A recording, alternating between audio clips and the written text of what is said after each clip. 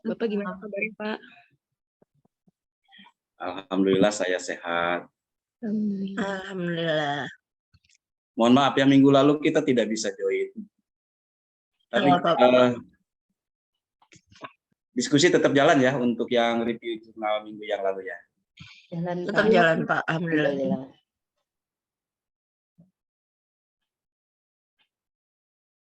Baik, untuk hari ini kita melanjutkan tema berikutnya ya. Untuk di minggu ketiga ini kita bicara tentang terminologi ICT. Hari ini juga kita akan menyimak ya nanti untuk pemaparan hasil review jurnalnya. Kelompok 2 berarti ya. Siapa yang kebagian hari ini? Saya belum lihat ya, di Pak. Kelompok 2. Di GCR itu.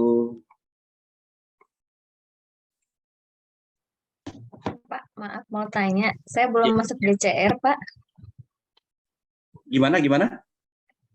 Belum Saya masuk? belum masuk GCR, iya. Tadi pas diklik kelas tidak ditemukan.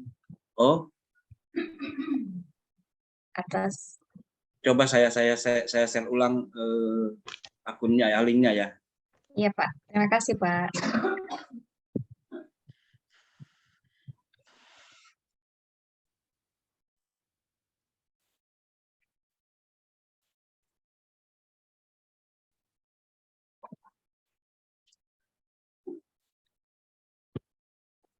Itu yang GCR-nya saya sudah share.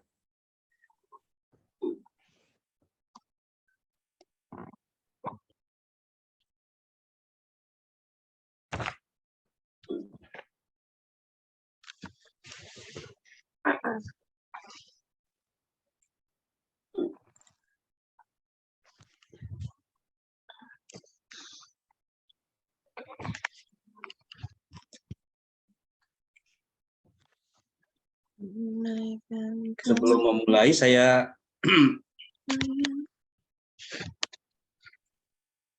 konfirmasi untuk kehadiran ya, untuk presensi. Kan ada 31 ya peserta ya? Iya, Pak. Ada 33, Pak. 33 ya. Ini baru 24 yang join. Di GCR juga saya sediakan untuk presensi sebagai backup saja ya. Karena kadang LMS sering tidak stabil gitu ya. Saya khawatir hilang itu data kita. Jadi saya backup di GCR seperti itu. Jadi siapa hari ini yang akan menyampaikan review jurnalnya? Kelompok 2, Pak. Kelompok 2 itu Ibu. Bisa dimulai mungkin ya, Pak. Ibu Yeni ya? Ya, Pak. Betul. Baik, sebelum ke review saya sampaikan materi saya dulu ya. Jadi saya sampaikan untuk Baik, Pak. peristilahan dalam ICT, saya share dulu untuk materi saya, nanti baru lanjut ke reviewnya. Baik, Pak.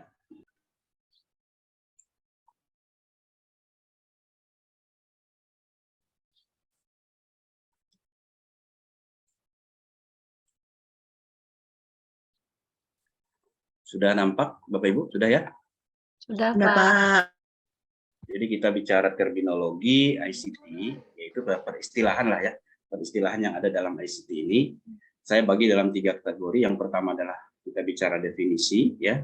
Kemudian istilah-istilah yang perlu kita yang sering ya, dan ini merupakan informasi dasar gitu terkait dengan bidang ICT ini. Kemudian ada semacam aturan. Jadi 5 penggunaan ulang dari apa yang sering kita lakukan dengan pemanfaatan ICT ya.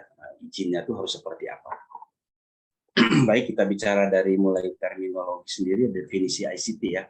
ICT ini kan dari 3 kata ya, dari informasi, komunikasi, dan juga teknologi. Kalau bicara informasi ya, ini adalah beberapa definisi ya terkait informasi. Ini merupakan pesan atau ekspresi ya, kumpulan pesan yang terdiri dari sesuai jadi rangkaian simbol-simbol. Kalau dalam jaringan telekomunikasi itu urutan simbol-simbol atau makna yang dapat ditafsirkan dari pesan atau kumpulan pesan. kemudian dapat direkam atau ditransmisikan, hal ini dapat dicatat sebagai tanda-tanda atau sebagai sinyal berdasarkan gelombang. Nah, informasi juga bisa dikatakan sebagai pengetahuan yang didapatkan dari pembelajaran, pengalaman atau itu. Jadi informasi itu seperti itu secara definisi. Nah, kita seringkali tidak memperhatikan ini. Kadang kita sudah menggunakan informasi, tapi definisi informasinya sendiri kita seringkali tidak tahu. Gitu. Tidak masalah sebenarnya. Cuman paling kita bisa kenal kalau dalam komunikasi, model informasi itu yang ditransmisikan itu kan bukan dalam format suara atau bukan dalam format gambar, tapi semuanya sudah termodulasi menjadi sebuah sinyal, gitu ya, sebuah sinyal informasi seperti itu.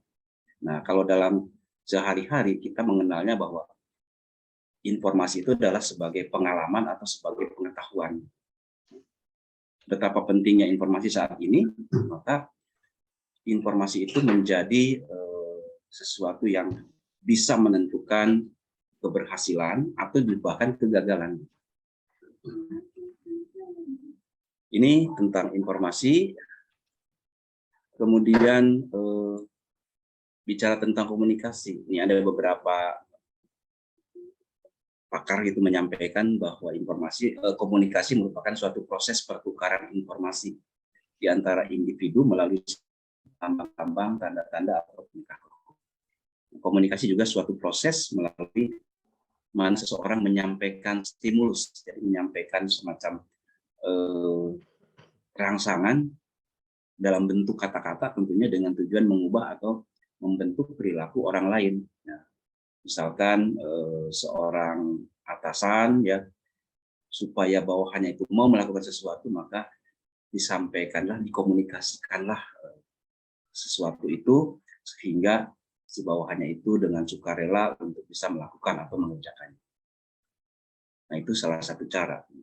Kemudian hal lain adalah suatu proses penyampaian informasi, gagasan, emosi, keahlian, dan lain-lain melalui penggunaan simbol-simbol, kata-kata, gambar, angka, dan lain-lain. Jadi komunikasi itu memiliki berbagai macam cara, tapi yang pasti adalah sebagai bentuk penyampaian informasi, gitu ya. Sebagai bentuk penyampaian informasi atau gagasan yang ingin supaya bisa dilakukan, bahkan bisa juga dalam bentuk emosi. Nah, caranya macam-macam. Nah, kita kan kenal gitu ya, ketika orang itu berkomunikasi menyampaikan bahwa dia sedang marah, ada yang berteriak-teriak, ada yang diam, atau ada yang mukanya berubah. Gitu. Itu adalah cara ya, itu adalah cara bagaimana orang melakukan komunikasi. Ya. Dan yang ketiga adalah teknologi. Teknologi ini merupakan alat atau sarana yang digunakan untuk meningkatkan perbaikan hidup. Jadi ini adalah salah satu prinsip ya, bahwa teknologi itu digunakan atau berkembang bagaimana meningkatkan kenyamanan hidup sebetulnya. Yang dulu kita mungkin harus jalan untuk menempuh dari rumah ke tempat kerja gitu ya. Sekarang dengan mudahnya kita bisa lebih nyaman dengan adanya alat transportasi gitu ya.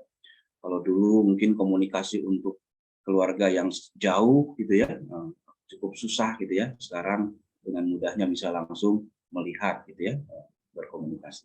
Seperti itulah teknologi. Tapi kadang-kala ketika teknologi ini salah digunakan, sering teknologi itu menjadi bumerang gitu, menjadi kendala. Teknologi merupakan suatu pengetahuan tentang cara menggunakan alat atau mesin untuk melaksanakan tugas secara efisien. Nah, ini teknologi juga sebagai bentuk gitu ya, sebagai bentuk manual gitu ya. Jadi bagaimana cara melakukan sesuatu itu menjadi lebih nyaman. Jadi semacam menu-menu gitu ya yang bisa kita lakukan gitu ya. Untuk melakukan sesuatu itu menjadi lebih efektif, menjadi lebih efisien. Kemudian pemanfaatan teknologi memungkinkan orang dapat berkomunikasi dengan lebih baik dan lebih cepat. Jadi ini definisi tentang teknologi. Dan ICT sendiri tentunya adalah pengelolaan informasi dengan bantuan energi listrik dan elektronik atau mikroelektronik. Ya. Jadi bentuk pengelolaannya antara lain pengiriman, pemrosesan, penyimpanan, dan akses. Nah, sedikit penjelasan di sini terkait dengan teknologi informasi dan komunikasi, terutama dalam bentuk pengelolaannya. Jadi ada proses pengiriman. Proses pengiriman itu cukup panjang sebetulnya Bapak Ibu dalam telekomunikasi. Misalkan kita kan langsung bicara ya, langsung bicara dan langsung Bapak Ibu menerima apa yang saya sampaikan. Secara teknis gitu ya, prosesnya itu ucapan saya itu diterima oleh mikrofon itu sebagai bentuk gelombang bunyi yang mengubah struktur dari mikrofon tersebut sehingga menjadi sebuah tekanan atau getaran yang dikonversi menjadi sinyal listrik. Nah, sinyal-sinyal listrik itu diterjemahkan ya dengan bentuk kode-kode atau dimodulasi gitu ya. Dimodulasi, dipaketkan, baru dikirim. Nah, proses pengirimannya ada yang melalui kabel, ada yang melalui radio gitu ya, tanpa kabel. Sampai ke bagian penerima. Di penerima diproses sebaliknya. Sinyal listrik tersebut diterjemahkan, dimodulasi. Kemudian diubah dari sinyal listrik menjadi bentuk getaran bunyi ya. Jadi diubah gitu ya. Jadi kalau dari saya dari bunyi menjadi getaran yang berubah jadi sinyal listrik, dikirim, diterima, sinyal listrik diubah menjadi getaran, kemudian bunyi suara seperti itu. Begitupun gambar gitu ya. Itu gambar sama seperti itu. Jadi model itu adalah pengiriman, pemrosesan itu tadi ya, proses tadi, kemudian diproses itu perjalanannya gitu ya. Penyimpanan itu adalah di bagian server ada yang melakukan proses penyimpanan, setiap akses kita itu terekod gitu ya. Ada juga yang tidak gitu ya. Nah, kemudian bagian pengakses itu bagian penerima. Nah, itu adalah bentuk yang langsung. Kalau bentuknya tidak langsung, asinkronos misalkan gitu ya, saya menginput proses pengiriman, kemudian tersimpan, kemudian Bapak Ibu mengaksesnya. Nah, itu seperti itu. Jadi bentuk pengelolaannya seperti itu, Bapak Ibu ya. Jadi sederhana bagaimana proses pengelolaan teknologi informasi dan komunikasi. Perhatian saya adalah penggunaan perangkat keras dan perangkat lunak yang untuk tugas-tugas demi kepentingan personal dan masyarakat secara personal. Jadi memang ya secara device saat ini cukup banyak modelnya. Itu Bapak Ibu ya terkait dengan definisi teknologi informasi dan komunikasi. Kemudian kembali ke peristilahan ya, term to know. Jadi apa saja sih yang perlu kita ketahui ya, paling tidak apa sih gitu ya terkait dengan istilah-istilah yang ada di ICT, istilah dasar sebetulnya Bapak Ibu ya. Ini ada di video yang saya posting Bapak Ibu ya.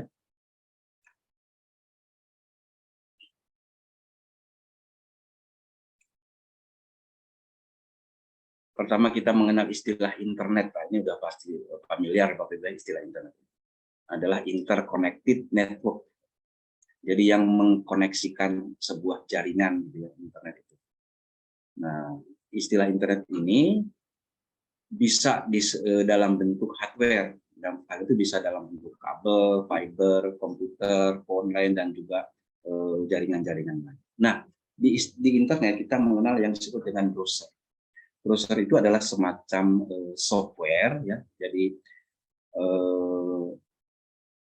aplikasi ya yang digunakan untuk melihat web atau melihat halaman web itu web page gitu ya. Yang biasa kita gunakan itu ada Microsoft Internet Explorer, kalau sekarang Edge ya. Kemudian ada Mozilla, ada Google Chrome. Ada lagi Safari kalau yang menggunakan Mac ya. Nah, ini adalah disebut dengan browser Bapak Ibu ya, yang mengakses atau yang bisa membuka, melihat untuk masuk ke halaman web dari sebuah jaringan internet.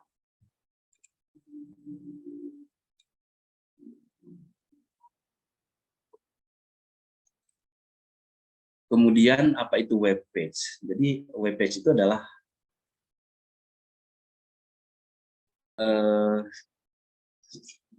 halaman terdepan gitu ya dari data gitu. Halaman terdepannya itu single screen ya, single screen of data itu adalah sebagai disebut dengan web page. Jadi ketika kita membuka itu, maka kita melihat itu ya. Nanti ada lagi namanya adalah homepage ini. Kemudian apa itu website? Website itu adalah halaman bagian yang menghubungkan gitu, yang menghubungkan halaman web yang terorganisasi menjadi sebuah satu kesatuan website gitu ya, karena di website itu ada banyak ya, ada banyak halaman-halaman yang secara sistematis gitu ya, semacam sebuah rumah gitu ya. Kalau rumah kan ada bagian depan, kemudian masuk ada kamar, ada ruang tamu, ada dapur ya, mungkin ada halaman ruang keluarga gitu. Seperti itu website juga mungkin ada halaman bagian depannya, kemudian website itu adalah yang menghubungkan gitu seperti itu. Kemudian homepage adalah first page dari website, jadi halaman terdepan itu namanya homepage. Nah, ini biasanya filenya adalah index HTML. Kemudian kita mengenal web server. Web server ini adalah bentuk komputer yang khusus ya, bentuk komputer yang khusus yang menyediakan atau menyimpan, mengelola website-website gitu ya, website-website. Biasanya ini adalah dimiliki oleh hosting-hosting yang memang menyediakan atau melayani pembukaan untuk sebuah website gitu. Nah, di situ tersimpan atau tersedia namanya komputer server yang disebut dengan web server.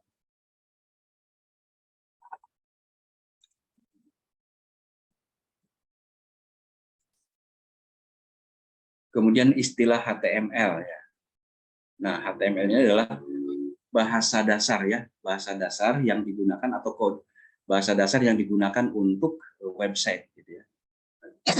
Jadi kodenya, kode dasar dari website ini adalah HTML. Hypertext Markup Language itu singkatannya Bapak Ibu. Kemudian ada kita mengenal HTTP bagian depan ketika kita membuka web itu ada HTTP ya, Hypertext Transfer Protocol. Jadi semacam sebuah aturan ya, aturan yang mengelola proses pengiriman data di dalam sebuah web. Jadi ada protokolnya gitu ya, ada protokolnya. Jadi berisikan aturan-aturan yang mengelola proses pengiriman ya, pengiriman file-file di dalam sebuah web.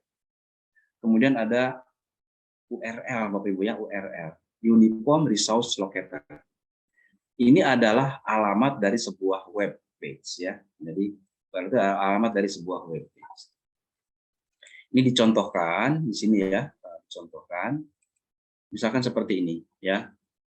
Ada bagian dari URL itu ada yang disebut dengan protokol HTTP.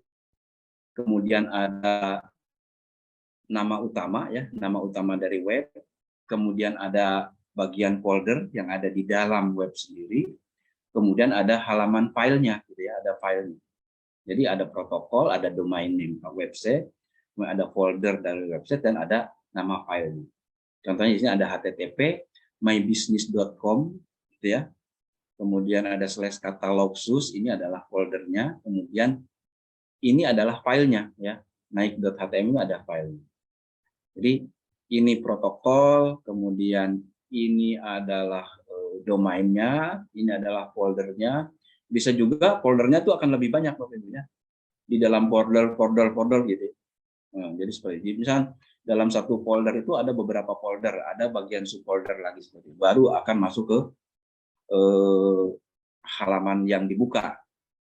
Itu kalau webnya sudah besar gitu ya, sudah besar.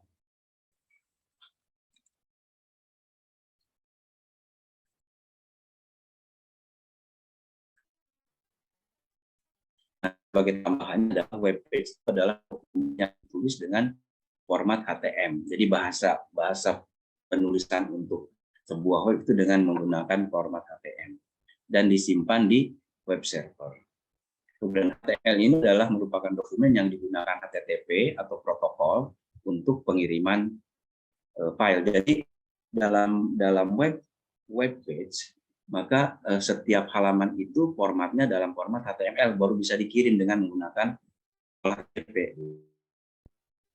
Jadi kita tidak bisa membuat format doc ya, masuk ke dalam halaman web. Itu harus diubah dulu ke format HTML ya, HTML.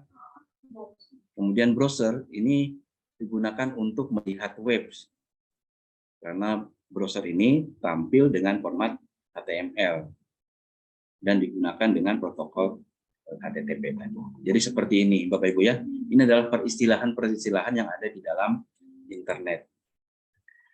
Kemudian terakhir, seringkali kita kan memanfaatkan internet sebagai sumber Bapak Ibu ya, sebagai sumber. Nah, ini kita harus hati-hati ya. Kita harus hati-hati, ada beberapa ketentuan-ketentuan untuk supaya kita aman, tidak melanggar hak cipta atau melanggar plagiarisme gitu ya Bapak Ibu ya. Nah, di sini ada izin untuk melakukan akses 5R ya. 5R menurut Willy 2004 ini adalah pertama retain ya. Ini membuat dan mengkopinya gitu ya, mengambil gitu. Kemudian reuse ya, menggunakan dengan cara yang lebih banyak gitu, yang lebih besar gitu ya. Kemudian revise, merevisi, ini adalah mengadaptasi, memodifikasi dan memperbaiki. Jadi hal yang kita ambil dari internet tersebut kita adaptasi, kita modifikasi, kemudian kita tingkatkan ke daya gunaannya. Kemudian remix ya, ini adalah menggabungkan dua atau lebih dari beberapa sumber yang bisa kita manfaatkan menjadi sesuatu tujuan yang baru. Kemudian redistribute, men-share kembali ya, men-share kembali apa yang sudah kita ambil, sudah kita adaptasi, modifikasi, sudah kita gabung ya untuk penggunaan yang baru. Nanti kita share kembali. Nah, ini ada ketentuannya. Kita mengenal yang disebut dengan license Creative Commons ya. Sering kita melihat logo-logo ini Bapak Ibu ya, ada CC ya, Creative Commons. Nah, ini ada logo gambar orang ini ya. Ini disebut sebagai atribusi ya. Atribusi, kemudian ada logo dolar gitu dicoret, ini artinya non komersial. Jadi kalau ada CC dengan logo ini ya, atau Creative Commons dengan logo ini, maka artinya bahwa boleh mengubah, memperbaiki dan membuat ciptaan turunan bukan untuk kepentingan komersial. Jadi ini kita bisa melakukan itu ya, mengambil gitu ya, mengubahnya, kemudian memperbaiki dan membuat ciptaan turunannya, tapi bukan untuk keperluan bisnis gitu ya, bukan untuk mencari keuntungan. Nah, kemudian ada lagi ini ya, ada lagi SA namanya ya. Ada huruf di sini ya, seperti ini. Ini artinya adalah kalau yang gambar orang tadi adalah atribusi, kemudian ini adalah non komersial, dan ini berbagi serupa, share alike gitu ya. Jadi ini kalau seperti ini maka boleh mengubah, memperbaiki dan membuat ciptaan turunan bukan untuk kepentingan komersial dan melisensikan ciptaan turunan dengan syarat yang serupa dengan ciptaan asli. Jadi ini syaratnya ya, share alike. Jadi bisa kita share tapi harus sama gitu ya dengan yang kita ambil. Kemudian yang ketiga adalah CC seperti ini. Jadi ada logo ini ya. CC atribusi non komersial tanpa turunan.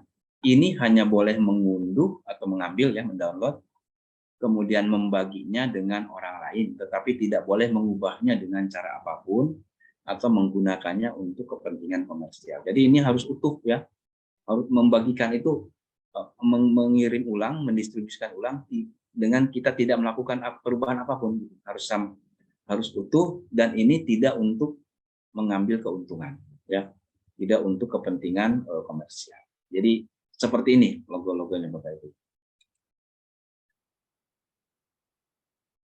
Nah, kalau dilihat dari urutan ya, kalau kita kan sering menggunakan dalam sumber belajar itu ya, atau open education resource gitu ya. Jadi sumber belajar yang terbuka gitu ya, yang bisa kita ambil ya dengan bebas gitu ya, disebut dengan istilah OR ya. Open education resource ya. Nah, paling bawah itu adalah yang paling tidak terbuka, ini paling susah gitu ya untuk kita jadikan sebagai sumber gitu. Karena ada ketentuan itu ya. Jadi ada yang BYNCND, kemudian BYND ya. Kemudian ini ada BYNCSA, ini mulai kebuka nih, mulai boleh ya, mulai boleh. Jadi sampai ke sini ini yang paling terbuka. Nah, kalau sudah public domain udah seperti ini ya, sudah tidak ada lagi CC-nya, bukan Creative Commons lagi. Udah public domain, ini boleh apapun kita lakukan. Jadi karya yang tidak memiliki hak kekayaan intelektual eksklusif. Jadi telah kadaluarsa, hangus, dihapuskan secara tegas. Jadi ini sudah bisa kita gunakan untuk apapun. Mau di copy ulang, mau di apa gitu. Jadi karena itu sudah menjadi ranah publik atau public domain. Nah, jadi seperti ini ya. Jadi kita hati-hati dalam melakukan pengambilan sebagai sumber pembelajaran terbuka gitu ya, sumber pembelajaran terbuka ini harus melihat kode-kode ini Bapak Ibu ya. Nah, seperti itu. Sebagai contoh adalah kalau kita mengambil jurnal, misalkan kita jurnal ini yang saya ambil dari salah satu jurnal di Unindra ya, Bapak Ibu ya. Ini ada seperti ini ya, kodenya seperti ini. Ini artinya hanya bisa dilihat saja, di-download saja gitu ya. Ini, tapi kita bisa mensitasinya gitu. Jadi ini Bapak Ibu ya, untuk yang saya sampaikan hari ini. Selanjutnya mari kita simak untuk penyampaian pemaparan dari review jurnal ya, untuk diskusi setelah kita menyimak itu ya. Baik, silakan Ibu Yani ya, Ibu Yani, silakan.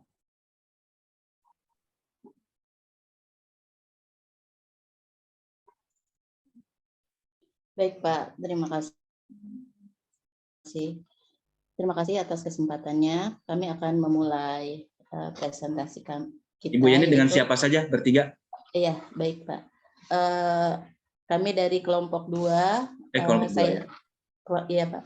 Saya sendiri, Yani Trisnani, kemudian dengan Ibu Nur Fitriah, dan juga Bapak Arif Hidayat. Tema kami hari ini seperti yang dikatakan oleh Bapak tadi, yaitu tentang terminologi ICT. Untuk review jurnal yang pertama akan disampaikan oleh Ibu Nur Fitriah. Kepada Ibu Nur Fitriah, kami persilahkan. Silakan Bu Fitri. Assalamualaikum warahmatullahi wabarakatuh. Waalaikumsalam warahmatullahi wabarakatuh. Jelas ya suara saya ya? Waalaikumsalam warahmatullahi wabarakatuh. Jelas. Ini saya akan mereview jurnal dimulai dari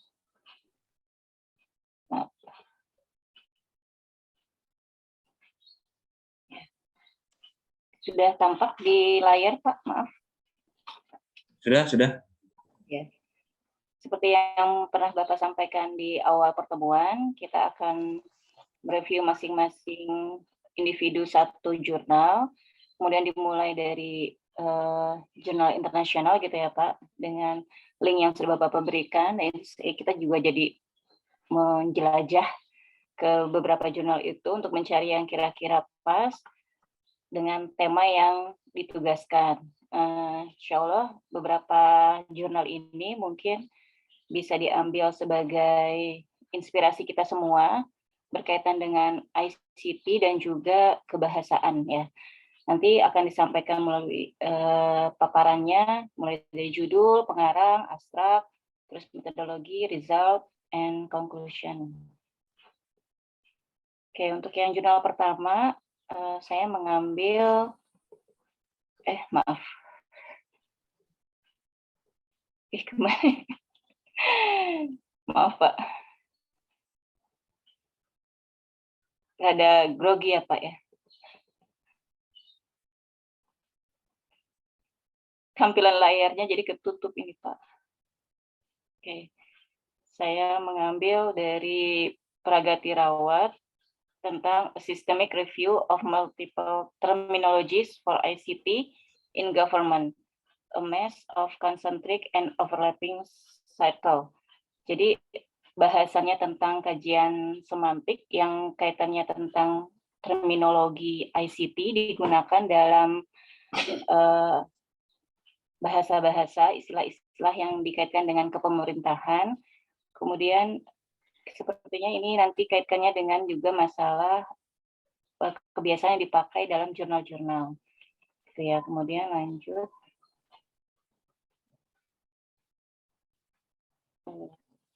Metodologinya memang di jurnal ini tidak dipaparkan secara khusus metodologi apa yang dipakai, misalnya case study gitu ya, atau kajian pustakanya aja, tapi memang intinya memang cara mereka bekerja adalah dengan mengambil beberapa data dari internet, dimulai dari istilah-istilah umum yang digunakan seperti IT dan government, kemudian ICT dan government, e-gov, smart gov, dan online gov. Kemudian mereka mencari kata-kata kunci yang biasa digunakan di Google Scholar untuk mengidentifikasi terminologi tersebut. Akhirnya diperes lagi datanya itu, gitu ya, dijadikan satu yang lebih inti lagi. Mereka hanya berfokus pada jurnal-jurnal ilmu sosial, ilmu komputer, jurnal manajemen bisnis. Intinya mereka mencari kombinasi kata di Google Scholar dan Simago yang berkaitan dengan IT dan government, kemudian hanya di bidang ilmu sosial, komputer, dan manajemen bisnis. Dari 12 istilah kunci yang dicari, akhirnya nanti dapat dicatat di tabel menjadi hanya 7 kata kunci. Ya, di abstrak, tujuan dari artikel ini adalah untuk mengidentifikasi seberapa sering digunakan terminologi dalam kaitan dengan informasi dan teknologi ICT teknologi gitu ya dalam bidang pemerintahan. Caranya adalah yang pertama dengan mengidentifikasi kata kunci yang berkaitan dengan hal tersebut di beberapa jurnal field of study, kemudian identify top rank journal across social science, computer and business management that publish in this field. Yang ketiga adalah dengan identify the most frequently used term in these select journals. Kemudian yang diperesnya itu jadi 7 terms yang akhirnya dianalisa adalah smart government, e-governance, digital government, open government, e-democracy, and e-participation. Jadi mereka akan mencari dari terminologi ini yang paling sering dan top rank-nya. The field of study that deals with the application of information and communication technology in government is inundated with terminologies leading to deficit or surplus of word to describe that field. Jadi intinya mereka akan mencari apakah satu kata ini, terminologi ini menggambarkannya secara defisit atau berlebihan makna gitu untuk satu bidang ini. Nah, kemudian tujuan dari kajian ini adalah to initiate the development of a stable and dependable vocabulary that scholar and practitioner in this field can refer to and benefit from. Jadi nanti intinya dari tujuan dari untuk mencari kosakata yang lebih stabil dan lebih bisa digunakan oleh para praktisi-praktisi akademik. Jangan nanti misalnya yang digunakan menjadi kosakata yang salah kaprah, banyak ya istilah-istilah yang digunakan oleh kita harusnya apa, maknanya menjadi lebih banyak digunakan oleh masyarakat itu atau bahkan oleh kalangan akademik sendiri menjadi lebih salah kaprah. Nah, ini tujuannya ini lebih ke arah situ untuk mencari kosakata yang lebih stabil dan lebih bisa digunakan secara maksimal, secara makna dan kosakatanya. Terus, ini tabel yang kemudian di hasilnya dari lihat kajian tabelnya ini benar-benar kajian kualitatif yang berat ya. Maksudnya memang sampai frekuensi kata yang dicari itu ratusan bahkan ribuan, dan itu benar-benar wow gitu kerjanya, cara kerjanya. Mungkin kalau misalnya kita yang ngerjain mungkin belum terlalu ini ya. Hasilnya ke resultnya langsung bahwa di kata e-government menunjukkan bahwa istilah ini baik digunakan di disiplin ilmu sosial, khususnya administrasi publik, manajemen bisnis, dan ilmu komputer. Jadi kata e-government itu lebih sering digunakan di ketiga disiplin ilmu yang tadi menjadi fokus penelitian jurnalnya. Kemudian yang kedua kata e-demokrasi and e-participation. Nah, kata dua ini lebih sering bisa interchangeable, jadi saling bertukar gitu ya, saling bertukar. Kadang digunakan e-demokrasi, kadang e-participation, jadi dua-duanya masih saling tumpang tindih gitu. Yang ketiga e-governance, ini menjadi kosakata yang lebih umbrella apa jadinya, kosakata yang payungnya gitu ya, governance dilihat dari penggunaan teknologi informasi sistem demokrasi dalam proses yang dinamis dan berkelanjutan untuk peningkatan interaksi antara berbagai aktor termasuk keluarga, negara, nirlaba, sektor swasta, dan berbagai tingkat pemerintahan dibanding nanti kosakata yang e-government dan e-digital government. Kemudian yang keempat itu digital government, use digital government as an umbrella term that comprises all uses of information and telecommunication. Ini lebih cenderung kepada kosakata yang hanya informasi dan telekomunikasi. Kemudian kosakata yang selanjutnya adalah smart city. Smart city juga dilihat dari bagannya itu ya, di bawah itu yang bagian figure.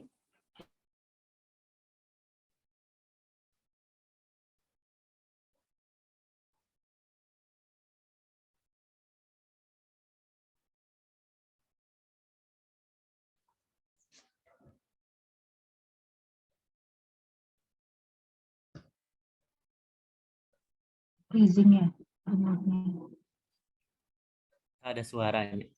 Freezing iya, please. Suaranya hilang ya. Nggak ada suara ya. Iya, suaranya hilang. Jaringan mungkin ya. Mungkin jaringan, Mbak. Iya tuh freezing benar.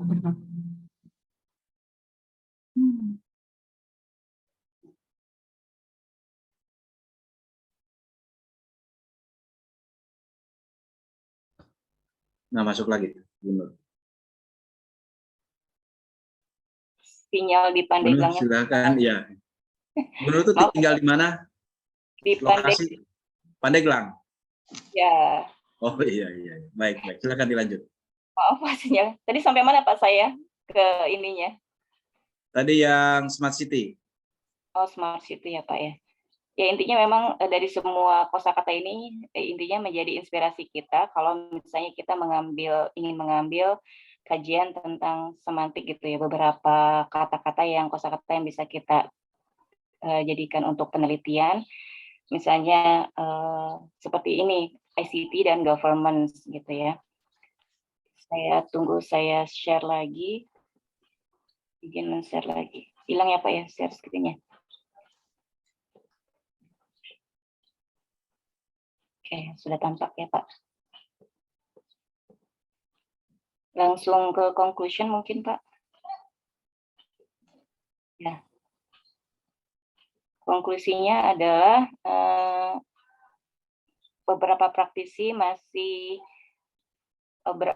berargumen tentang 3 kosakata, digital government, e-government, dan e-governance. Ini masih punya satu kemiripan term ya, yang dikaitkan dengan ICT. Jadi masih belum punya kesepakatan apakah ICT dan government, ICT and governance, digital government itu masih belum bisa dicari titik temunya dan masih digunakan secara tumpang tindih dan kadang-kadang masih bisa saling berkaitan gitu ya. Kemudian ini masih bisa dilanjutkan dengan beberapa diskusi-diskusi yang akan berkelanjutan tentang kaitannya government dan ICT, apalagi nanti di masa depan banyak kita sudah menghadapi digital smart city gitu ya, digital city yang perlu diperdalam lagi dan dijadikan diskusi selanjutnya. Oke, ini juga artikel tersebut menjelaskan bahwa semua istilah government, smart city, open government digunakan secara bergantian dalam beberapa literatur. Ya, itu demikian Pak, review jurnal pertama. Intinya memang jurnal ini luar biasa, kajian kualitatifnya, banyak data yang diambil dan diperas, dan ini benar-benar memerlukan pemikiran yang luar biasa. Saya sangat salut dengan peneliti ini. Cukup sekian dari saya, kembalikan ke Bu Yeni. Ya, terima kasih Bu Fitri atas share PowerPoint-nya dan juga review tentang jurnalnya. Kemudian review jurnal kedua akan dilanjutkan oleh saya yang mungkin PPT-nya akan di-share-kan oleh Bu Fitri. Ya, jurnal ini juga sama ya, sulit saya memahaminya, tapi saya akan mencoba ya Pak. Nanti mohon diluruskan kalau ada kesalahan-kesalahan dalam penjelasannya. Jurnal yang kedua adalah tentang Technology and Social Media Usage in Higher Education, the Influence of Individual Innovativeness. Jadi menurut pemahaman saya adalah bahwa penggunaan teknologi dalam tingkat pendidikan yang lebih tinggi dan pengaruh penemuan-penemuan yang terbaru secara individu. Mungkin penelitian ini kalau saya baca adalah penelitian kuantitatif gitu, yang meneliti pekerja yang ada dalam tempat di sebuah perusahaan. Next slide Bu Fitri. Jadi di sini many studies have sought to illustrate how new technologies could assist with the educational bla bla bla. Jadi sekarang ini banyak studi yang mengilustrasikan bahwa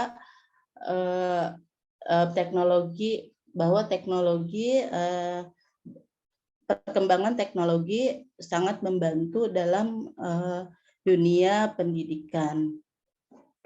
Misalnya dalam yang berikutnya adalah for instance technology have been promoted supporting students terutama dalam mensupport proses-proses pembelajaran siswa di sekolah. Misalnya kalau sekarang beda dengan zaman kita dulu bahwa kita hanya berpatok pada teacher center, tapi sekarang lebih diutamakan adalah student center, di mana siswa lebih banyak terlibat dalam aktivitas daripada mungkin kalau zaman dulu adalah guru lebih banyak ceramah. Nah, salah satu cara agar siswa sebagai pusat pembelajaran adalah penggunaan teknologi itu. Kemudian sosial yang pertama yang dibahas diteliti di sini ada dua, yaitu tentang social media dan juga istilah cloud computing services. Ya. Jadi kalau social media site represent a recent innovation. Jadi social media mewakili penemuan yang terbaru saat ini karena digunakan untuk mensupport komunikasi dan berkolaborasi dalam skala yang cukup besar. Maksudnya dengan menggunakan sosial media kita bisa berinteraksi dengan dunia global. Jadi tidak lagi misalnya untuk mengetahui kabar teman atau saudara kita di dunia yang lain, di negara yang lain, kita tidak usah lagi bersusah payah. Misalnya kalau zaman dulu kita mengirim surat dan sebagainya, tapi kalau zaman sekarang dengan menggunakan sosial media, orang bisa dalam hitungan detik sudah bisa terhubung dengan orang lain gitu. Nah, mungkin inilah menurut saya yang diteliti oleh si penulis jurnal, yaitu Adla Hauff, pengaruh sosial media, dan juga ada satu lagi yaitu cloud computing services. Berikutnya Bu Fitri.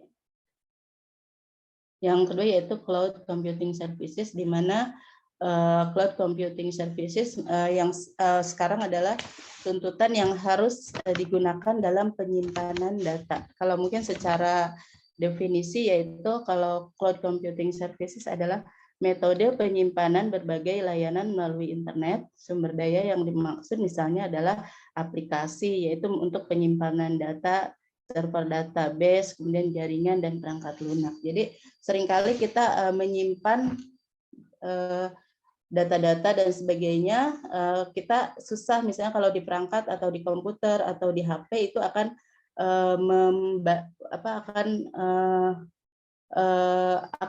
memakan memori yang ada di HP maupun di laptop. Jadi untuk itulah maka dikembangkan sistem ini yaitu cloud computing services. Nah, efek dari penggunaan atau penggunaan ini adalah akan berefek pada economically, pedagogically, dan scholarly. Jadi berefek pada ekonomi, misalnya kita lebih hemat karena kita disimpan dalam cloud, yaitu misalnya di awan, ya maksudnya di internet tadi ya. Kemudian secara pendidikan juga lebih fleksibel bagi orang-orang yang bekerja dalam dunia pendidikan atau lain, kita lebih mudah dan efektif dalam penyimpanan data dan scholarly dan seterusnya. Berikutnya Bu Fitri di slide berikutnya. Nah, kemudian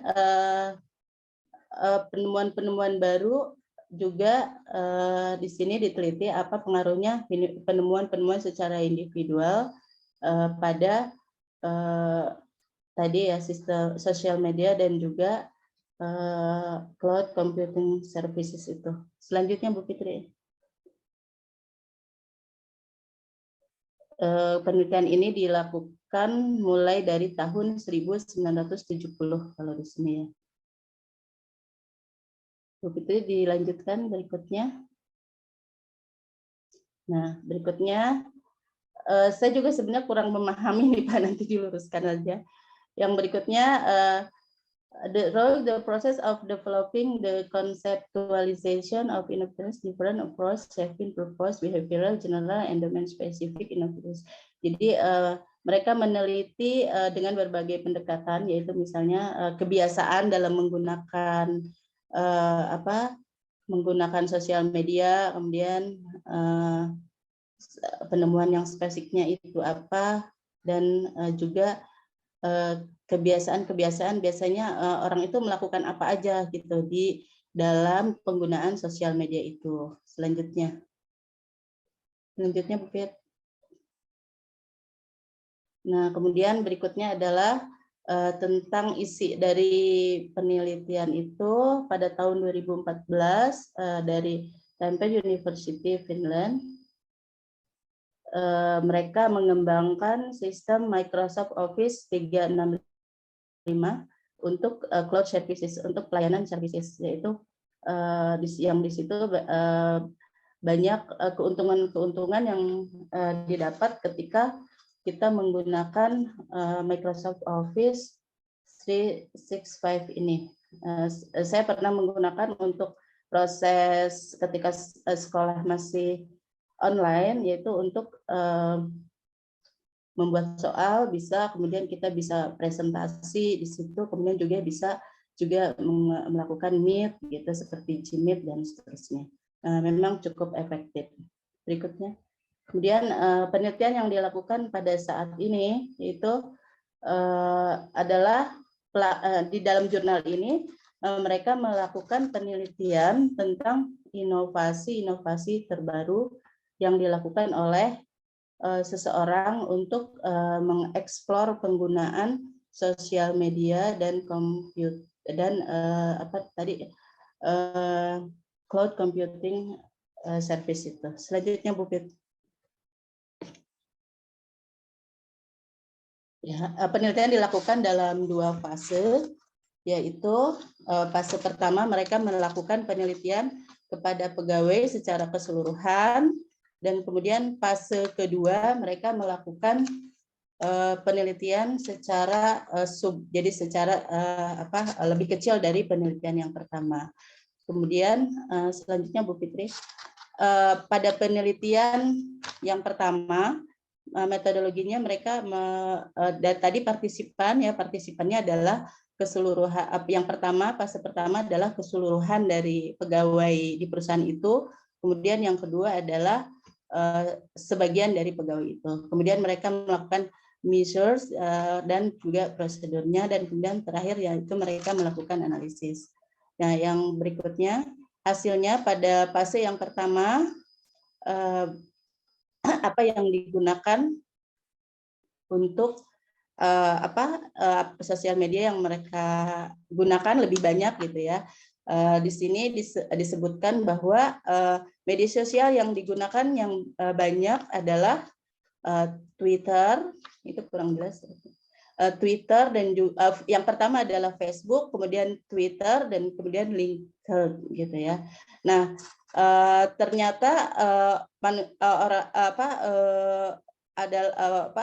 sosial media yang terfavorit pada saat ini adalah, nah di sini ada disebutkan ada banyak ya, ada banyak sosial medianya, contohnya ada Twitter, Facebook, LinkedIn. Mungkin yang kita pahami, yang familiar di kita adalah Twitter dan Facebook ya. Ternyata setelah diteliti yang banyak digunakan oleh perusahaan tersebut yaitu Facebook. Yaitu Facebook digunakan untuk apa? Yaitu untuk menyimpan dan mensosialisasikan misalnya hasil pekerjaan dan seterusnya. Selanjutnya mungkin, nah untuk cloud computing mungkin saya belum bisa memahami secara utuh ya Pak ya. Jadi saya juga masih belum tahu. Mungkin itu saja hasilnya dari review jurnal yang saya pahami. Terima kasih atas perhatiannya. Wabillahi taufiq wa hidayah. Wassalamualaikum warahmatullahi wabarakatuh.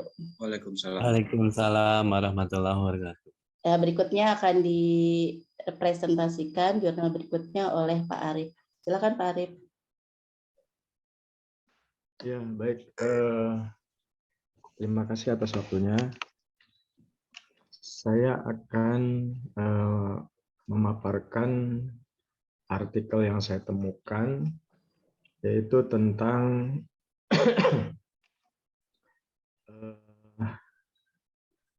slide-nya Pak Bu Yeni. Bu Fitri yang Bu men-share. Fitri, oh ya. Ya.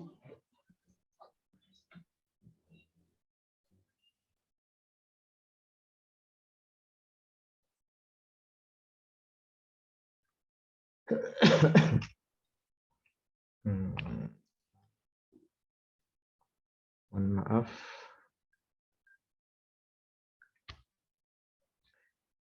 Saya akan menjelaskan tentang terminologi teknologi pembelajaran, suatu tinjauan historis yang ditulis oleh Bapak Muhammad Yaumi dari Fakultas Tarbiyah dan Keguruan Universitas Islam Negeri Alauddin Makassar.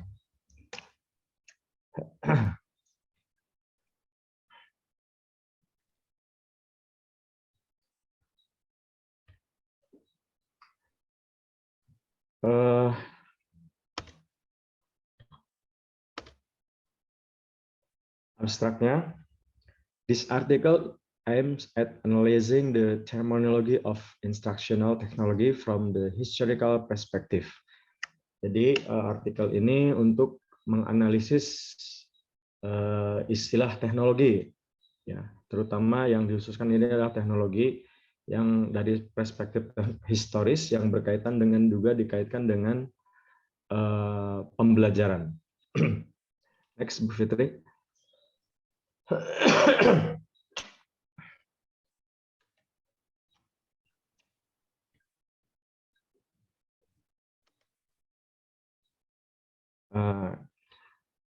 Sebagai pendahuluannya, setiap kali kita diperdengarkan tentang kata teknologi, maka perhatian kita tertuju dengan semacam komputer, pemutar audio digital, kemudian moving picture expert, dan lapisan layar entry atau disebut MP3, perangkat keras dan lunak, bahkan kita terkadang menerawang sampai kepada pesawat ulang-alik. Nah, ini menurut Samlido, Lauder, dan Russell. Nah, begitu pula ketika kita menyebut media pembelajaran, maka ingatan kita akan langsung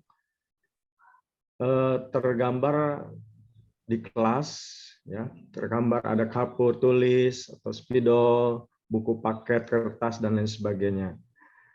Nah, pemahaman seperti ini sebenarnya tidaklah keliru, tapi cenderung direduksi dan disederhanakan karena teknologi. Hanya dinamai saja secara dangkal, dimaknai secara dangkal, dan terbatas peralatan fisik saja. Akibatnya, ketika seorang mengambil jurusan teknologi pembelajaran atau teknologi pendidikan, hanya dipandang sebagai sarjana yang bersifat teknis, yang fokus kemampuannya hanya dalam bentang ruang lingkup peralatan fisik media. Kemudian, hal ini juga turut dikatakan dalam beberapa ahli, dari salah satunya dari Ohio State University, mengajukan pertanyaan kepada penulis ketika mengambil program Sandwich Like pada tahun 2010 sampai 2011, mengapa pengembangan pembelajaran berbasis kecerdasan jamak atau multiple intelligence, padahal seorang penulis mengambil program studi S1-nya tentang teknologi pembelajaran atau teknologi pendidikan. Jadi dapat dipahami bahwa pertanyaan tersebut menggambarkan bahwa teknologi pembelajaran yang mereka pahami hanyalah sebatas komputer atau internet atau DVD dan sebagainya, hanya sebagai peralatan-alatan semacam itu, tidak sampai pada tataran belajar dan pembelajaran, serta aspek pengembangan sebagai suatu kawasan bidang teknologi pembelajaran. Nah, fenomena tersebut menurut Lupini pada tahun 2008 juga dikaji Educational Technology at the Crossroads Examining the Development of Academic Field in Canada. Jadi teknologi pendidikan di persimpangan jalan pengembangan bidang akademik. Salah satu temuannya yang menarik adalah banyak ahli di bidang pendidikan teknologi memandang bahwa pembelajaran berhubungan dengan peralatan untuk membantu mereka mengajar di kelas-kelas yang berukuran besar dan merupakan suatu jalan untuk memberi kenyamanan dalam hal pemberian tes dan pengelolaan nilai. Kemudian konsekuensi dan pemahaman itu dianggap sama dengan teknis dan mereduksi peran pengembang pembelajaran yang lebih luas.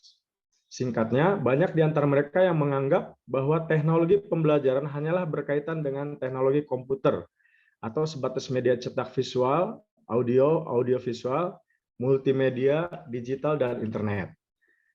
Kemudian seiring dengan perkembangan teknologi informasi dan komunikasi, teknologi pembelajaran dikaitkan juga dengan pemanfaatan YouTube, Twitter, atau media sosial, weblog, web auditi, Skype, Yahoo Messenger, dan berbagai perangkat lunak di jaring sosial lainnya. Nah, pandangan tersebut nampaknya tidak salah jika dimaksudkan hanya bahwa teknologi komputer tersebut adalah bagian dari kajian teknologi pendidikan. Tetapi, jika teknologi pendidikan hanyalah dimaknai sebatas teknologi komputer, maka pandangan tersebut adalah keliru. Nah, untuk menghindari penyempitan makna, reduksi konsep, dan penyederhanaan bidang teknologi pembelajaran, dalam tugas ini perlu menjabarkan konsep teknologi pendidikan, baik sebagai media, bahan metode, dan peralatan fisik, maupun sebagai suatu kawasan bidang ilmu. Nah, metodologi yang selanjutnya kita ke metodologi. Metodologi yang digunakan oleh penulis adalah yang pertama kajian historis tentang teknologi pendidikan. Yang keduanya adalah telaah teoretis tentang terminologi pendidikan. Selanjutnya, kita akan mengetahui apa itu teknologi pembelajaran sebagai suatu bidang ilmu, kemudian teknologi pembelajaran versus teknologi pendidikan. Next, Bu Fitri. Ya.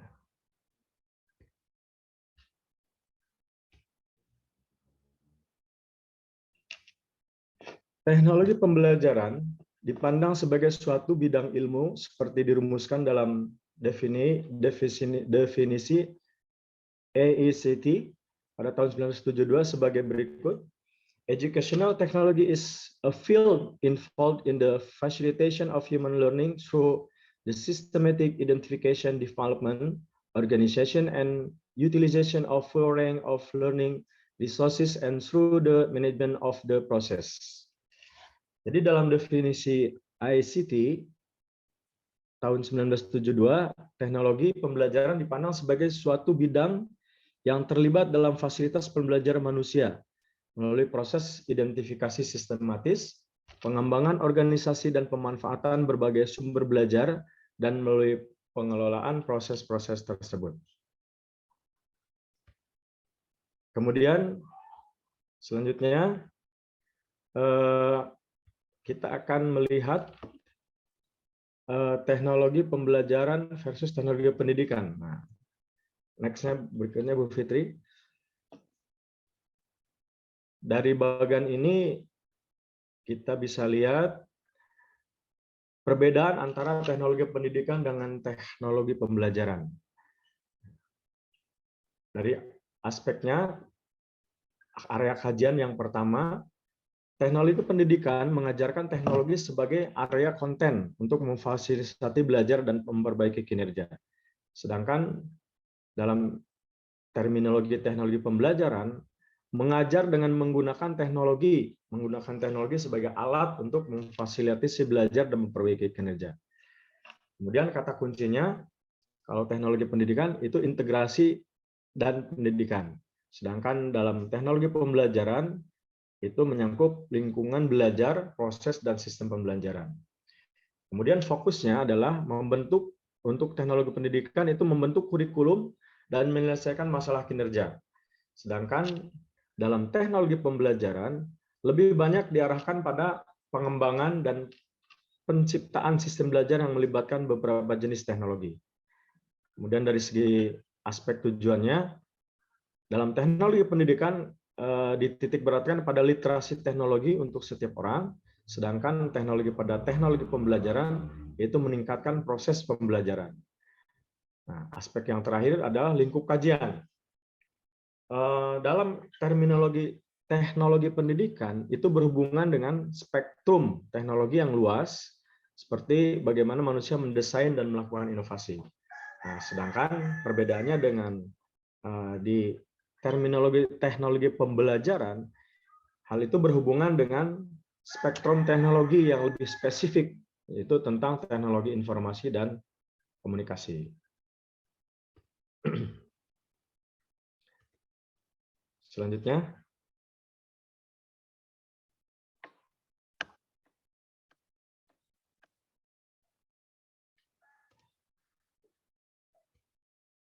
berdasarkan tabel tadi, secara teknis teknologi pendidikan berbeda dengan teknologi pembelajaran, khususnya dilihat dari area kajian, kata kunci, fokus, tujuan, dan lingkup kajian.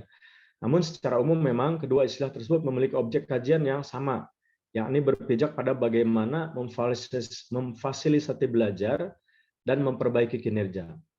Nah, dalam artikel ini penulis menggunakan istilah teknologi pembelajaran karena pertama, konten artikel sengaja dirancang untuk kebutuhan pembelajaran secara formal di sekolah atau di perguruan tinggi dan dapat juga dipergunakan untuk kebutuhan pelatihan. Yang kedua, di artikel ini dikembangkan untuk media dan teknologi sebagai alat untuk memfasilitasi belajar dan memperbaiki kinerja peserta didik dan peserta pelatihan. Yang ketiga, di artikel ini dirancang untuk mengembangkan dan menciptakan sistem belajar tatap muka atau online dan kombinasi dari keduanya, yang sering kita sebut dengan blended learning, dengan menggunakan berbagai macam teknologi yang sesuai dengan kebutuhan peserta didik. Nah, dari artikel yang dia tadi dipaparkan dapat disimpulkan bahwa teknologi adalah aplikasi pengetahuan untuk suatu tujuan praktis. Teknologi juga dimaknai sebagai pengetahuan praktis dan sistematis berdasarkan eksperimen dan atau teori ilmiah yang meningkatkan kapasitas masyarakat untuk memproduksi barang dan jasa yang diwujudkan dalam keterampilan memproduksi organisasi atau mesin. Pada mulanya, teknologi pembelajaran dipahami sebagai media pembelajaran yang objek kajiannya berupa alat bantu visual yang terdiri dari gambar, model, objek, atau alat-alat yang dipakai untuk menyajikan pengalaman konkret dengan cara visualisasi. Melalui evolusi dan kesepakatan bersama organisasi yang bernama DAFI berubah menjadi Association for Educational Communication and Technology atau disingkat AICT yang berdampak pada perubahan teknologi pembelajaran sebagai bidang ilmu tersendiri dan sebagai suatu proses. Dalam perkembangan selanjutnya, teknologi pembelajaran dipandang sebagai kawasan bidang yang mencakup desain, pengembangan, pemanfaatan, pengelolaan, dan evaluasi proses dan sumber belajar. Nah, saat ini teknologi pembelajaran difokuskan pada memfasilitasi belajar dan memperbaiki kinerja. Demikian yang bisa saya sampaikan dari artikel yang saya temukan. Mungkin ada kekurangannya, mari kita diskusikan bersama. Kembali lagi ke Bu Yeni. Terima kasih. Assalamualaikum warahmatullahi wabarakatuh. Waalaikumsalam warahmatullahi wabarakatuh. Terima kasih kepada Pak Arief yang sudah terima kasih kepada Pak Arief yang sudah mempresentasikan jurnalnya, mereview jurnalnya. Selanjutnya ada sesi tanya jawab ya Pak. Ya silakan ya kita diskusikan. Baik, mungkin kami mengharapkan ada pencerahan-pencerahan juga dari teman-teman yang lainnya dan juga tentu saja dari Bapak Acep. Sebagai ruang tanya jawab, saya buka dulu untuk termin yang pertama untuk 3 penanya. Silakan teman-teman.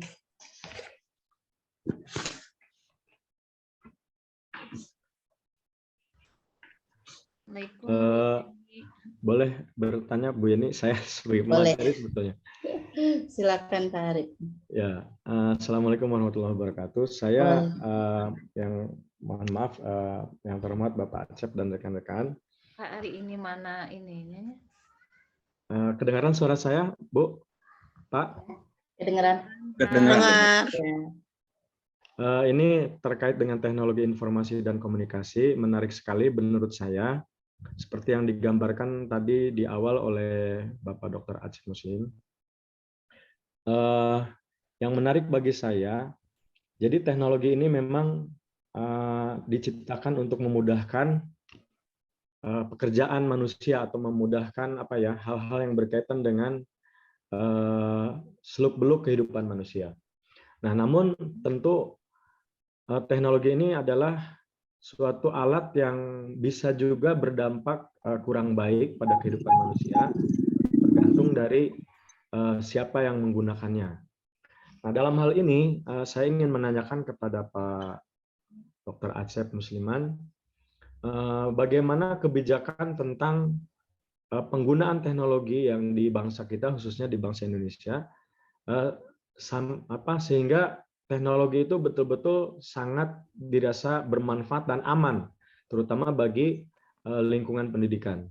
Nah, seperti kita ketahui bahwa memang dampak-dampak penggunaan teknologi yang negatif ini masih ada saja di lingkungan kita, ya, atau bahkan kita kenal seperti yang baru-baru ini muncul adanya misalkan penyalahgunaan teknologi atau peretasan sumber-sumber data yang penting di negara kita oleh peretas gitu ya, seperti Zorka dan sebagainya. Nah, itu bagaimana kebijakan pemerintah atau kebijakan lembaga dalam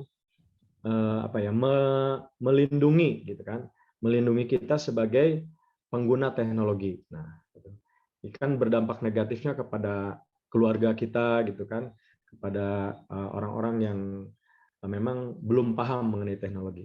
Terima kasih Pak. Itu saja pertanyaannya. Assalamualaikum warahmatullahi wabarakatuh. Waalaikumsalam. Waalaikumsalam warahmatullahi wabarakatuh. Silakan Pak Acep. Baik, oke, Untuk terima kasih tanggapannya. Pak Arif Hidayat ya untuk tanggapannya.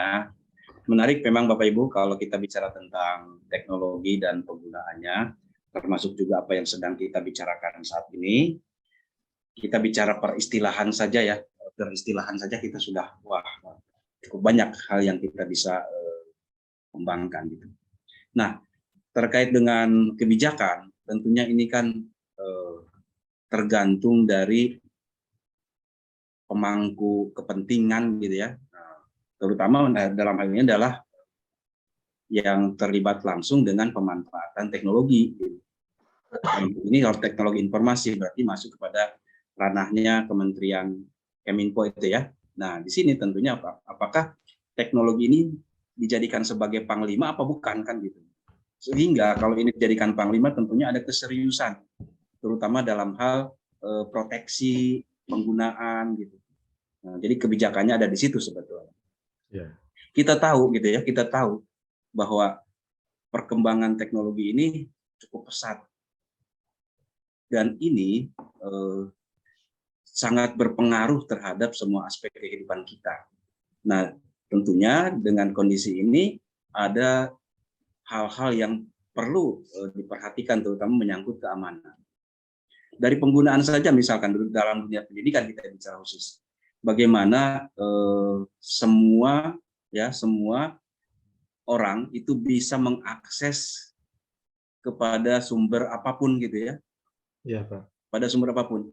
Kan itu bahaya sebetulnya gitu. Ya, bahaya. Benar Pak. Terutama kalau misalkan kalau anak-anak gitu ya, kalau anak-anak mengakses hal yang Pak, keluarga. itu yang nah, di dalam hal ini tentunya adalah bagaimana kebijakan itu, kita bicara regulasi jadinya nih, kebijakan itu harus diterapkan oleh pemerintah atau government ini yang mengendalikan transmisi arus masuknya, keluar masuknya informasi. Ya, itu di situ gitu ya. Nah, jadi harus kuat gitu. Jadi harus kalau memang tadi saya katakan kalau ICT ini dijadikan panglima untuk terutama dalam dunia informasi, maka perhatiannya harus serius di situ. Saya bukan mengatakan bahwa saat ini tidak serius, mungkin iya gitu ya, mungkin sudah tetapi ternyata memang masih bisa kecolongan kan gitu. Saya anggap itu kecolongan kemarin ya, kejadian bisa hacker bisa masuk gitu ya. Bagaimana kondisi security-nya di kementerian gitu, seperti pemerintahan bisa tembus kan begitu. Ya. Jadi itu. Jadi kembali lagi tentunya adalah di kebijakan.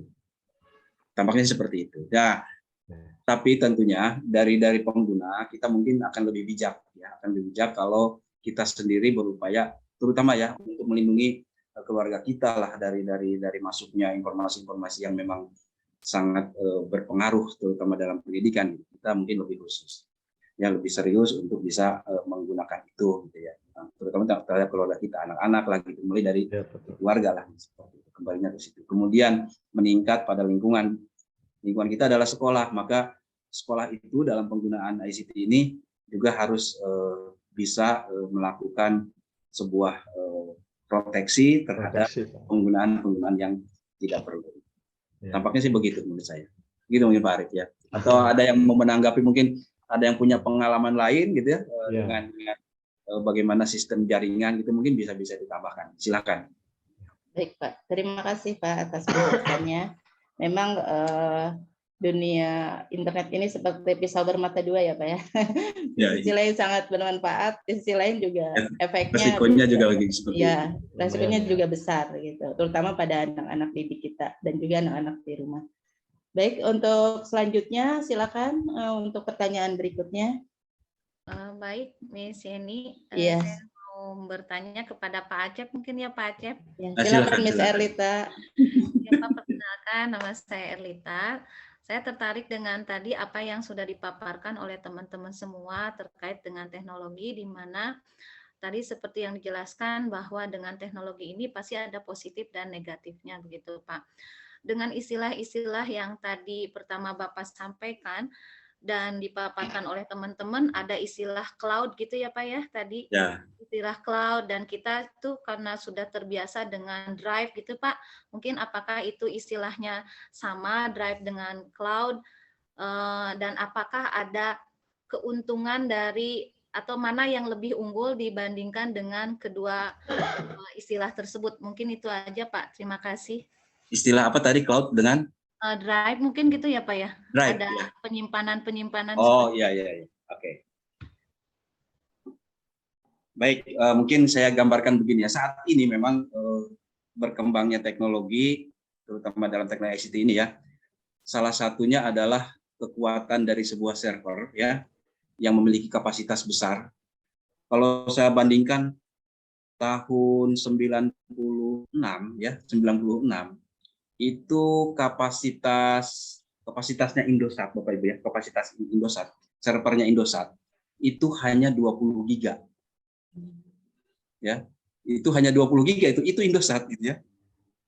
Nah, bayangkan sekarang komputer yang biasa kita pakai atau laptop yang biasa kita pakai saja sekarang kapasitasnya sudah minimal 500 giga kan, atau mungkin sekarang sudah pakai tera gitu ya, sudah 1000 tera. Nah, dengan berkembangnya kapasitas penyimpanan data seperti itu, maka berkembang pula di dalam jaringan teknologinya, sehingga ada sebuah sistem yang mampu menyimpan data itu dalam bentuk cloud atau dalam bentuk di awan lah gitu ya, tersimpan di dalam jaringan sebetulnya Pak Bibi ya. Jadi ada yang cloud itu. Jadi data-data kita itu tersimpan dalam sebuah sistem. Ya, itu cloud ya. Kalau drive berarti kan tersimpan sendiri di dalam satu drive-nya khusus gitu ya. Ya seperti itu. Nah, mana yang untung, mana yang merugikan sebetulnya sama gitu. Kita hanya bagaimana kita bisa menyimpan itu saja di dalam sebuah sistem gitu. Ya. Kalau drive-nya sendiri hard drive kita ada di komputer. Tapi kalau Google Drive misalkan itu ada di dalam sistemnya si Google gitu ya. Nah, sama sebetulnya drive-nya di Google juga dalam jaringan, cloud juga dalam jaringan. Gitu. Resikonya adalah data-data kita sebetulnya oleh server sendiri sudah tersimpan itu bisa dipakai gitu kan gitu. Kan kesepakatan awalnya sudah ada. Ketika kita ingin membuka menyimpan sebuah drive, ada semacam kesepakatan yang harus kita setujui kan. Oke, kita setuju menggunakan itu dengan resikonya itu gitu kan. Jadi si Google sendiri bisa mengakses data kita. Nah, jadi di situ. Jadi resiko kita menyimpan sebuah data di dalam sebuah drive, di dalam sebuah cloud itu adalah si server bisa mengakses. Tapi tidak semua gitu. Server saja yang bertanggung jawab di situ kan. Jadi kalau misalkan data kita bocor gitu ya, berarti ada kesalahan nih ya, ada kesalahan di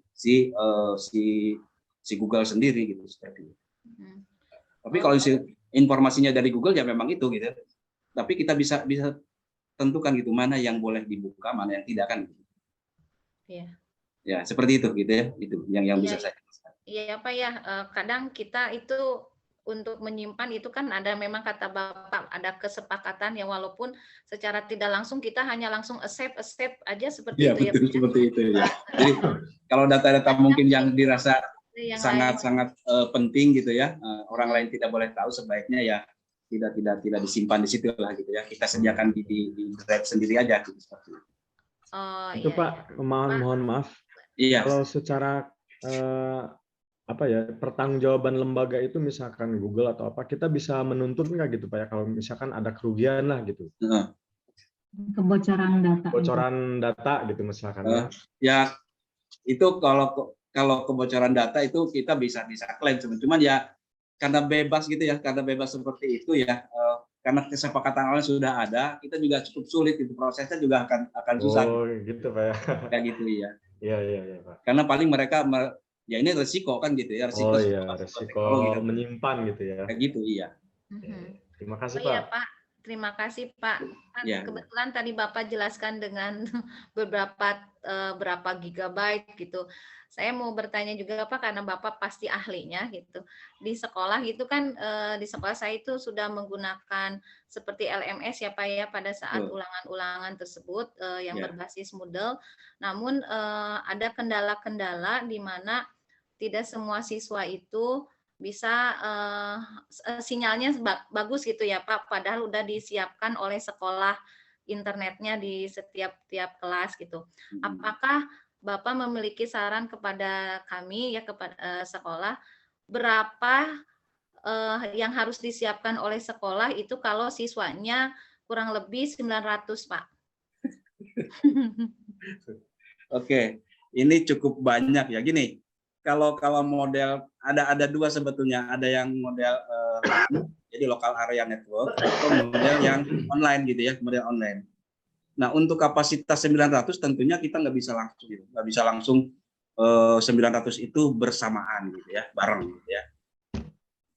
Karena akan cukup berat gitu ya, akan cukup berat gitu.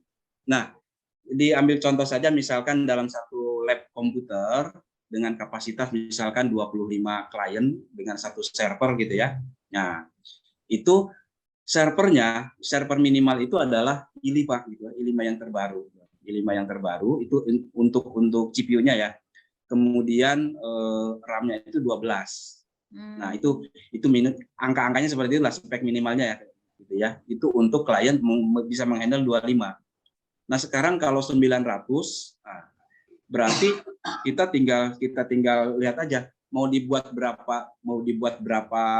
lab gitu ya, mau dibuat berapa ruang gitu seperti itu untuk kapasitas 900 gitu. Misalkan bisa dibuat misalkan 5 ruang, berarti cuman bisa menghandle setiap saatnya, setiap sesinya adalah 125 misalnya seperti itu. Oh, iya. Jadi begitu. Jadi kalau untuk bisa 900 satu itu tentunya butuh kapasitas yang besar, kecuali kalau yang memang online. Kalau yang online langsung ke server pusat, si pengguna itu terkembali ke setiap kliennya juga ada minimal gitu ya, ada minimal. Misalkan OS-nya minimal adalah Windows 10 saat ini kan seperti itu, yang bisa mengakses lebih cepat gitu. Ya begitu. Ya, baik Pak, terima kasih atas penjelasannya. Ya, Wassalamualaikum warahmatullahi wabarakatuh. Waalaikumsalam Waalaikumsalam. warahmatullahi wabarakatuh. Terima kasih Bu Erlita pertanyaan dan juga terima kasih Pak Aceh penjelasannya. Mungkin kita masih punya waktu sekitar 7 menit. Ya, silakan. Bisa dibuka lagi, satu pertanyaan lagi ya Pak. Yang dari yang jurnal tadi bagaimana? Oh iya, silakan komentarnya, mungkin tanggapan, respon, feedbacknya dari pembahasan jurnal kami. Silakan pada teman-teman. Bu Yeni. Ya. Bu Yeni. Silakan Bu Erlita. Tadi untuk dari jurnal yang Bapak Ibu baca, apakah Bapak Ibu menemukan kelemahan dan kelebihan dari jurnal-jurnal tersebut, Ibu? Oh gitu. Ya, baik Bu Erlita. Silakan mungkin ada yang mau menjawab Bu Fitri dan Pak Arif. Ya.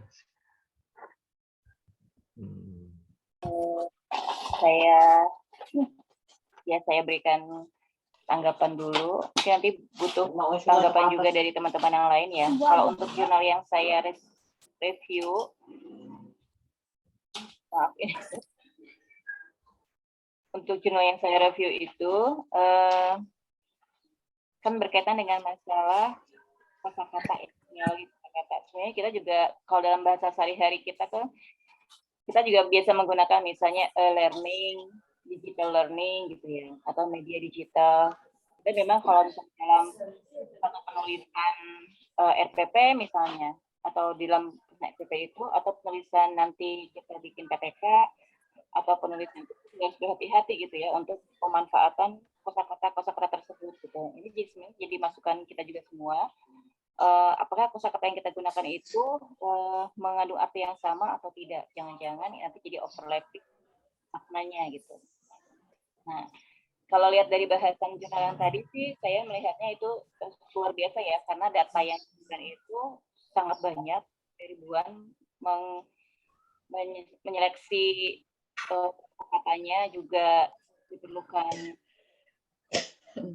kekuatan yang besar untuk membaca semua artikel itu, kemudian diklasifikasi lagi, kemudian diperes lagi datanya sampai dia punya analisa resumenya itu bahwa semua kata, ada beberapa kata yang overlapping dan tidak lebih spesifik lagi di dalam penulisan kita juga berhati-hati terhadap Ibu ini mungkin Baik, terima kasih Bu Fitri. Pak Arif mungkin mau menambahkan? Baik, kalau dari sudut pandang saya, karena jurnalnya tentang teknologi, jadi penulis hanya membatasi terminologi ICT itu pada teknologi pembelajarannya saja gitu. Jadi ulasannya tidak terlalu cukup luas, ya, memaknai segala macam tentang ICT gitu. Hanya dia membatasi tentang teknologi yang berkaitan dengan pembelajaran. Itu saja kelemahannya. Ya, terima kasih Pak Arif. Mungkin dari jurnal saya, karena jurnalnya jurnal internasional, saya menganggap bahwa memang itu adalah penelitian yang cukup bagus dan juga mungkin pelaksanaannya juga cukup sulit ya. Di sini saja referensinya mereka mengambil dari puluhan referensi gitu ya. Kalau dilihat dari daftar pustakanya. Kalau untuk kelemahannya mungkin saya belum bisa melihat, tapi kelebihannya mungkin di situ dijelaskan sangat detail penelitiannya dan seterusnya. Mungkin itu tanggapan saya. Baik, mungkin saya bisa tambahkan ya, Ya, terkait dengan silakan. kekuatan dan kelemahan dari sebuah jurnal. Itu pertama kita lihat jurnal tersebut itu terindeks di mana gitu ya. Jadi kalau misalkan yang ibu ini terindeks di di Scopus atau di Sinta kan, nah kalau sudah terindeks Scopus berarti kan artinya jurnal itu tidak juga mudah terbit gitu ya, karena memang direview oleh tim review yang cukup kuat gitu ya, cukup kuat untuk menganalisis dari artikel tersebut gitu. Nah, kemudian hal lain adalah kekuatan yang sendiri dari satu artikel itu ada pada latar belakang atau studi pendahuluan yang dia lakukan gitu ya, dari beberapa teori pendukung yang akan ditulis di dalam artikel tersebut gitu. Nah, itu ada kekuatannya ada di situ sampai dengan nanti di analisis hasil gitu. Kekuatannya ada di analisis hasil. Seperti apa jurnal tersebut menganalisis sesuai enggak dengan metodologi dan juga tujuan seperti itu. Jadi kekuatannya ada di situ. Boleh juga dilihat nanti ya, selain terindeks juga dia ada yang disebut dengan indeks dan impact factor. Jadi seberapa banyak yang mensitasi ke jurnal tersebut. Artinya kalau sudah banyak mensitasi berarti jurnal tersebut cukup banyak yang memperhatikan, terutama dalam hal skupnya yang dibicarakan di jurnal. Mungkin gitu ya sebagai tambahan. Ya, baik Pak, terima kasih atas penjelasannya. Baik, karena waktunya sudah jam 8:29, mungkin kita harus mengakhiri pertemuan kita ya Pak ya. Baik, ya. Karena ada perkuliahan lainnya lagi. Baik, terima kasih kepada Pak Acep yang Terima kasih Pak Acep. sudah menjelaskan panjang lebar tentang terminologi ICT. Kita membuka wawasan kita dan juga kita mendapatkan banyak ilmu di sini. Juga teman-teman yang sudah hadir di acara Zoom ini. Mohon maaf apabila dari kami banyak kesalahan atau salah-salah kata. Saya tutup diskusi kelompok 2 ini dengan mengucapkan wabillahi taufik wa hidayah. Wassalamualaikum warahmatullahi wabarakatuh. Waalaikumsalam. Baik, terima kasih Denny ya. Terima kasih Pak. Sama-sama Pak. Juga langsung pamit dan sampai ketemu lagi minggu depan Bapak Ibu ya. Terima kasih, salam sehat dan sukses selalu buat Bapak Ibu. Salam Terima pamit. kasih Pak. Assalamualaikum warahmatullahi wabarakatuh. Waalaikumsalam. Waalaikumsalam. Alhamdulillah. Alhamdulillah kelompok Alhamdulillah, kita. Sudah selesai. Selamat. Kelompok 3 siap-siap. Siap-siap kelompok 3. Selamat kelompok 2. Terima kasih. Kelompok 3 bisa kelompok aku nih. Masih ada kuliah? Kelompok Masih aku Ada kuliah apa? Sekarang tesis ya? Tesis ya? Oh iya tesis ya. Tesis mah di WA ya. Itu siapa sih tuh yang ribut tadi tuh nggak di-unmute ya itunya ya? Siapa sih tuh? Minggu depan libur ya. Oh iya. Oh iya, Libur dulu. kita libur Oh, nggak iya, Sabtu iya. dulu? Tanggal merah. Kalau libur berarti aku presentasinya Biasa kalau tanggal merah libur ya? Iya libur. Libur di kalender Iya, itu akademinya. Nah, Berarti kelompok 3 presentasinya Rehan. minggu depan ya? Ya, minggu depannya lagi jadi Asik Oh, banget. Aswani mundur Pas tuh. kelompok aku lagi. play presentasinya. Sekarang Zoom atau WA itu tesis? Kalau tesis WA. WA grup ya. Absen ada di Lanjut sini. jemur dulu. Nih, Sarapan dulu, sarapan. Miss Absen, absen, Kopi, Pak. absen ada di Kopi. email. Absen ada di email, ada di email. Absen di Gmail ya. Absen di Email di email, ayah di email lihat. Thank you, Miss. Ya. Oke, itu Bisa saya sama lucunya. selamat. Maksudnya di Gmail kita dibuka Misen. Enggak itu aku baca buka email kita sendiri di email Tapi nggak ada ya. Ada Di saya Gmail, Bu. Di Gmail. Di Gmail. Bukanya di Gmail, Bu, bukan di Bukannya di Gmail. Gmail. Bukanya di Gmail. Iya, udah. Gmail ada absen. Oke, izin live ya. Ya, ngopi dulu. Pak Zaini, Pak Zaini, ya, izin live.